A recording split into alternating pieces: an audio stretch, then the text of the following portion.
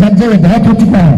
अब खाली एक ही आवाज गूंजना चारों तरफ, यहाँ से लेकर दिल्ली तक,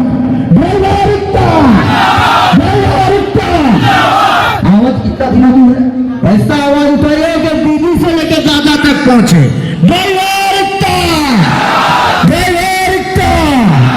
ऑल रबर कल्याण संघ भारत, ऑल रबर कल्याण संघ भारत। नमस्कार।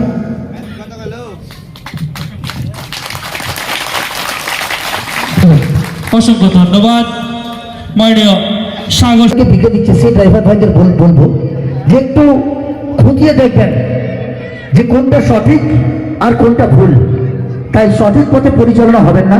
আমার কথা, যদি আপনার ইরাদাটাও থাকে ড্রাইভার ভাইদের সাপোর্টে, ড্রাইভার ভাইদের সুখের জন্য, খুশির জন্য, তাহলে আপনি আলাদা কেন একসাথে এসে লড়ুন না?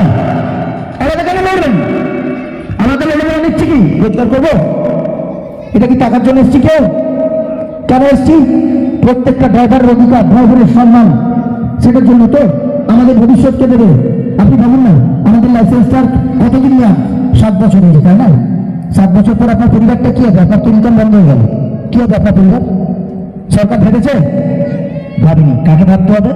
আমাদের নিজেদের ভাবতে হবে যে আমরা কিভাবে চালাবো। আমাদের 7 বছর হয়ে যাওয়ার পর কিভাবে চালাবো। আমাদের ছেলে, আমাদের যে বাচ্চা কাচ্চা ছেলেমেয়েরা, তারা কি বুদ্ধিমান নয়? তারা ভালো স্কুলে কলেজে পড়াশোনা করতে পারে না? কেন পারি না?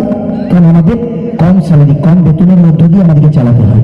তাহলে আমরা যদি সেই সমস্ত দাবি নিয়ে সরকারের কাছে যাই, বা আমরা যদি নিজেই একটা বন্ধ তৈরি করে রাখি যে আমাদের ভবিষ্যতের জন্য, আমাদের ছেলেমেয়ের জন্য, আমাদের আগামী প্রজন্মের জন্য, তো ক্ষতি কি? তাহলে কেন আমরা একসাথে হবে না? তাই সবাই